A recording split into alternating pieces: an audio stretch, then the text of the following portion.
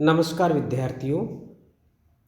हम हिंदी व्याकरण के अंदर संधि पर बात कर रहे थे और संधि पर हम पूर्व में एक चर्चा कर चुके हैं, जिसके अंदर हमने संधि की परिभाषा और संधि के प्रकारों पर बात की थी और साथ ही जो स्वर संधि है, संधि का जो पहला प्रकार है स्वर संधि, उस पर हम चर्चा कर रहे थे और यहीं से हम इस चर्चा को आगे बढ़ाएंगे, यहीं से हम आगे प्रस्थान करेंगे। कहने का तात्पर्य यह स्वर संधि के अंतर्गत दीर्घ संधि का अध्ययन हम कर रहे हैं और दीर्घ संधि के जितने भी संभावित उदाहरण हैं, उन उदाहरणों को हम आपके सामने प्रस्तुत करेंगे। विद्यार्थियों, वैसे तो हम किसी लेखक विशेष की हम बात नहीं करेंगे।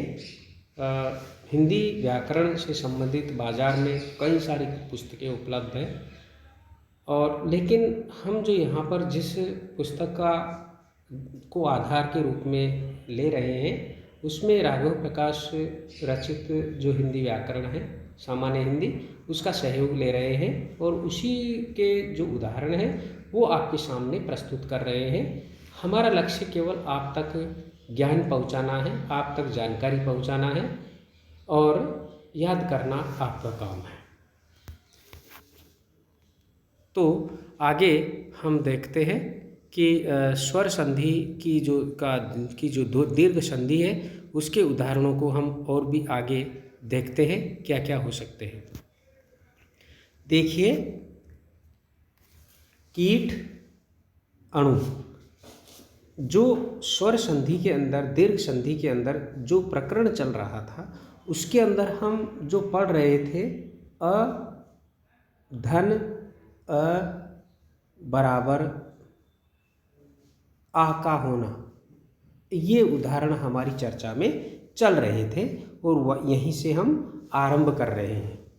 तो देखिए, कीट अणु अ धन अ बराबर आ अर्थात कीटाणु।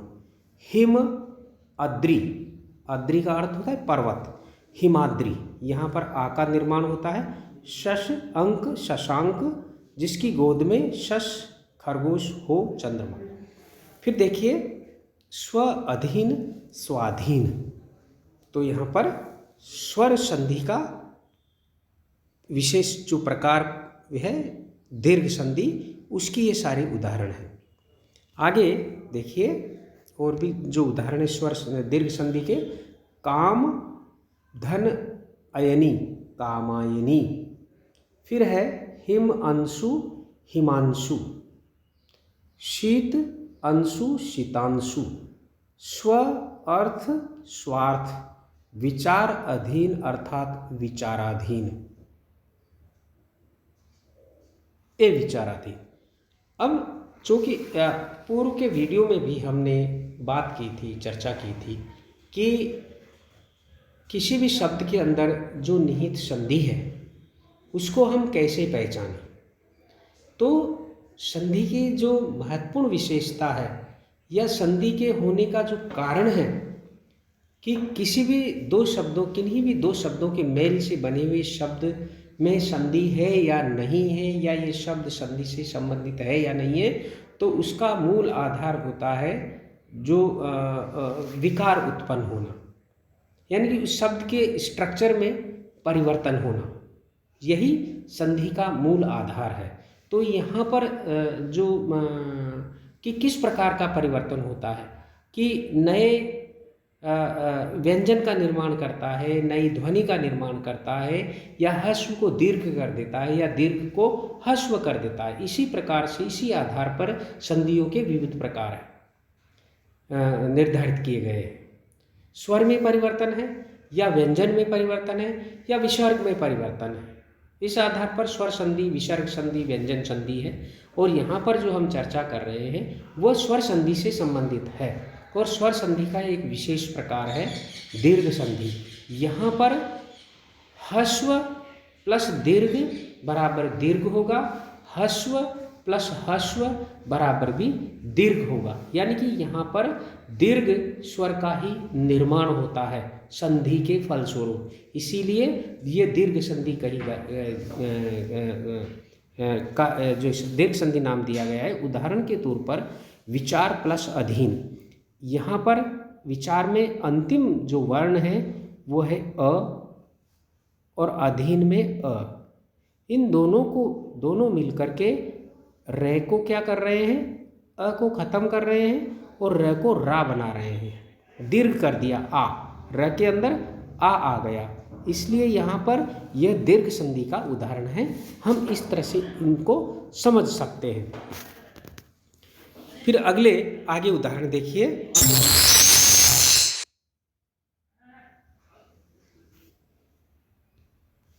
देखिए, पर अधीन, पराधीन, विंध्य, अचल, विंध्याचल, स अवधान, सावधान, अर पहिए के अरे, अवली, अरावली, जीव, अश्म, जीवाश्म, पद, अर्थ, पदार्थ, गीत, अंजलि, गीतांजलि, मत, अंतर, मतांतर, ये दीर्घ संधि के उदाहरण हैं। और अब शायद आप लोगों को दीर्घ संधि को समझने में दिक्कत नहीं आएगी। आगे और भी जो उदाहरण हैं दीर्घ संधि के हम देखते हैं। वात अयन, वातायन, विकल, अंग, विकलांग, यहाँ पर भी अ प्लस अ बराबर आ हो रहा है, ल का आ हो रहा है, विकलांग, दीप, अवली, प का पा हो गया, दीपावली। फिर लोक, अपवाद, लोकापवाद, अर्ध, अंश, अर्धांश, परम, अर्थ, परमार्थ, म का क्या हो गया, माँ हो गया, अ और अ मिलकर के आ हो गया, तो इसलिए ये परमार्थ और दीर्घ संधि का उदाहरण है। उसी तरह से पद, अवनत, पदावनत, धर्म, अर्थ, धर्मार्थ, यहाँ पर भी आ का जो कि अ बन जाता है, धर्म, म के अंदर आ अ और अर्थ का अ मिलकर के आ बना देते धर्मार्थ। फिर आगे देखिए,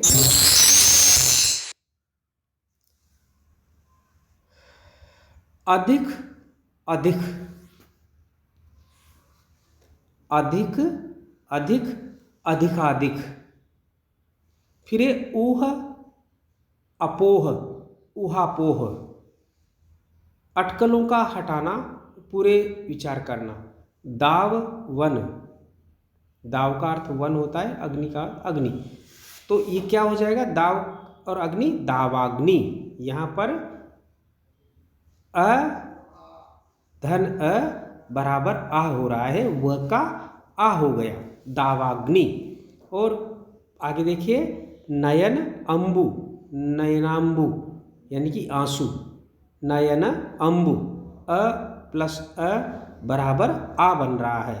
फिर उसी तरह से श अष्ट अंग, साष्टांग, यहाँ पर भी दीर्घ रूप बन रहा है, पूर्व अहन, पूर्वाहन, तो यहाँ पर भी दीर्घ संधि मानी जाएगी।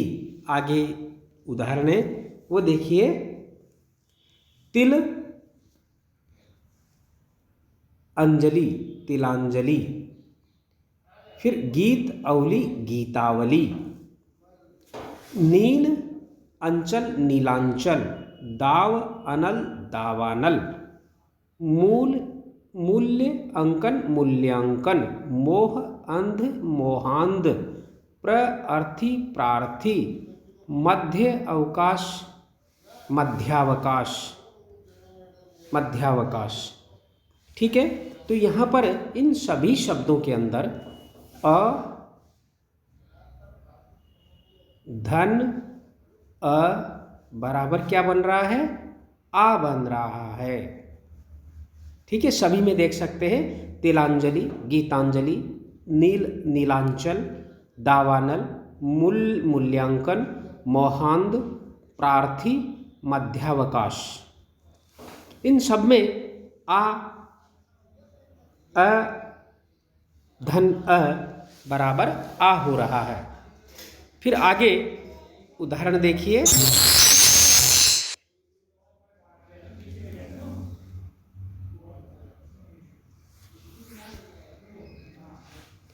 मध्य अहन, मध्याहन, अपर अहन, अपराहन, ये पूर्व में भी इस तरह के उदाहरण आ चुके हैं।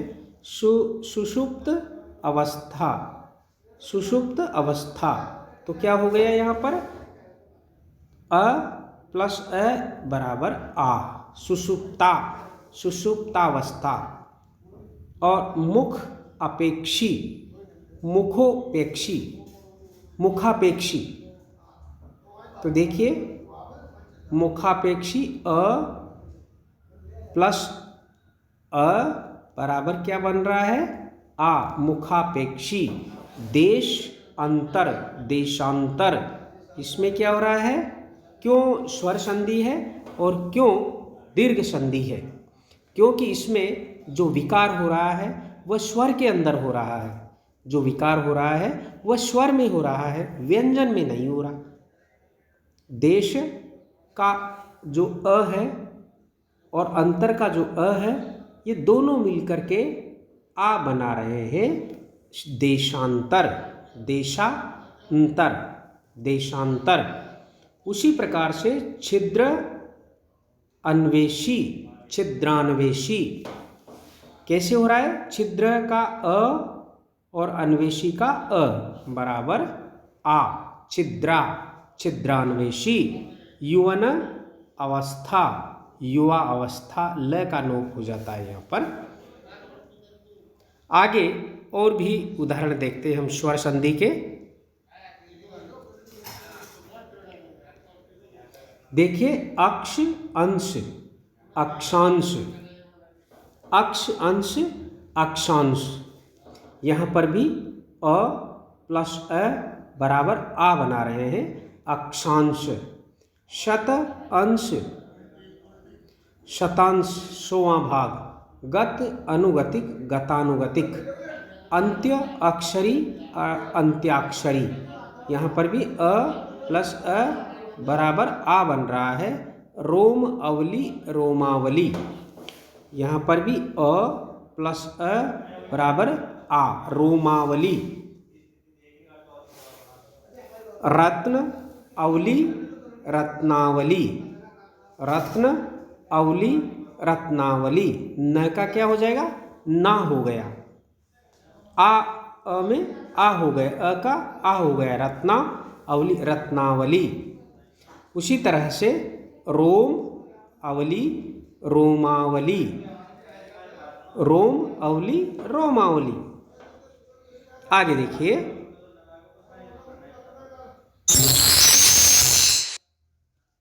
अब यहाँ पर अगले उदाहरण देख रहे हैं, है यहाँ दीर्घ का ही उदाहरण, लेकिन अब तक के जो दीर्घ संधि के उदाहरण थे वो अ प्लस अ बराबर आ था। यहाँ पर भी दीर्घ रूप बन रहा है, ह्रस्व, ह्रस्व और दीर्घ बना रहा है। अब यहाँ पर ह्रस्व प्लस दीर्घ, दीर्घ आ बराबर दीर्घ का निर्माण कर रहा है, यानी कि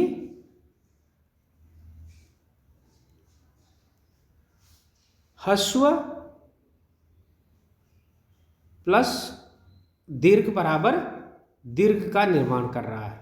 ऐसे उदाहरण अब आए हैं दीर्घ संधि के, यानी बनेगा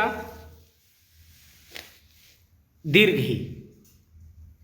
देखिए भाव आविष्ट, अब यहां पर देखिए भाव आविष्ट, ये हस्व है, हस्व व अ और आविष्ट का आ बराबर आ हो गया। और आ कहाँ हुआ? भाव के अंदर हुआ। भाव, भा व का आ हो गया, इसके आने से भावाविष्ट। ठीक है। उसी तरह से शीत आकुल, शीताकुल, गर्म आधान, गर्भ आधान, गर्भाधान, आम आशय, आमाशय, भय आकुल, भयाकुल, खग आश्रय, खगाश्रय, और धूम आच्छादित, धूमाच्छादित। ये सारे के सारे जो उदाहरण हैं ये दीर्घ संधि के उदाहरण है, स्वर संधि की दीर्घ संधि के उदाहरण है। और जो पहले उदाहरण लिए थे हमने, उसमें अ प्लस अ बराबर आ बन रहा था, और इसमें अ प्लस आ बराबर आ बन रहा है। उसी से संबंधित उदाहरण है। आगे देखिए, विषय आसक्त, यहाँ पर विषयासक्त, मित आहार, मिताहार, आर्य आवृत, आर्याव्रत, ऐक्य आत्म, ऐक्यात्म, भय आनक, भयानक, स्वर्ण आभ, स्वर्णाभ, हिम आगम, हिमागम, और आयुध आगार। हस्व दीर्घ बराबर ये दीर्घ बन रहा है, आयुधागार। आगे और भी उदाहरण हम देखेंगे।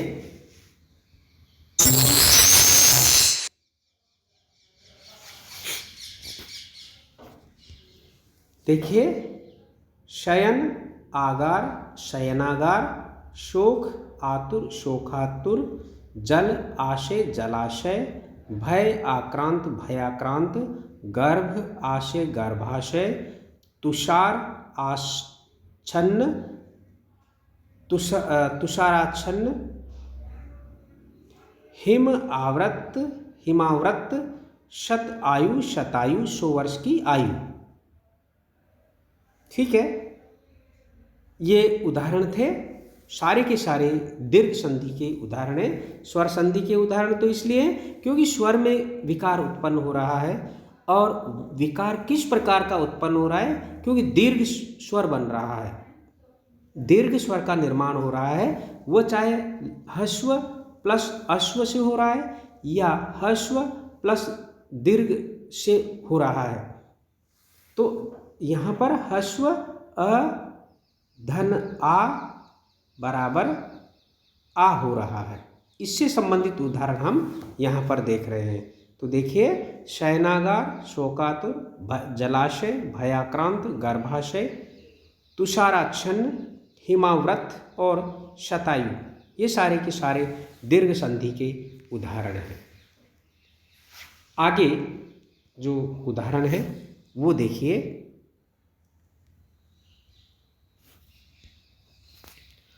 मकर आकृति, मकराकृति। तो यहाँ पर अ प्लस आ बराबर आ बन रहा है, मकराकृति। प्रेम आशक्त, इसमें बन रहा है प्रेमाशक्त। विरह आतुर, विरहातुर। जन आकीर्ण, जनाकीर्ण अर्थात भीड़।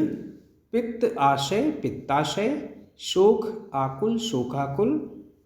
पंच आयत, पंचायत। कुसुम आकर, कुसुमाकर। कंटक आकीर्ण, कंटकाकीर्ण। ये सारे के सारे उदाहरण हैं। ये दीर्घ संधि के उदाहरण हैं। दीर्घ संधि के उदाहरण के संदर्भ में आपको ये ध्यान रखना है कि दीर्घ संधि के अंदर जब एक ही स्वर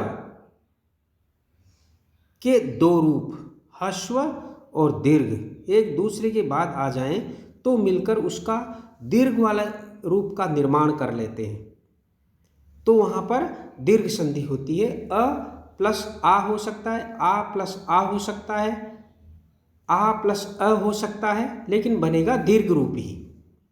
अ प्लस अ बराबर आ हो जाएगा, तो वहाँ पर भी दीर्घ स्वर संधि है, लेकिन विकार उत्पन्न होगा स्वर के अंदर, ये आप ध्यान रखिएगा। आगे देखिए,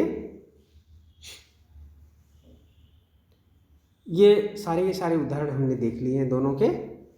तो अगली जो चर्चा है इसी पर होगी और इसी प्रकरण संधि प्रकरण को हम आगे बढ़ाएंगे। आप देखते रहें। धन्यवाद।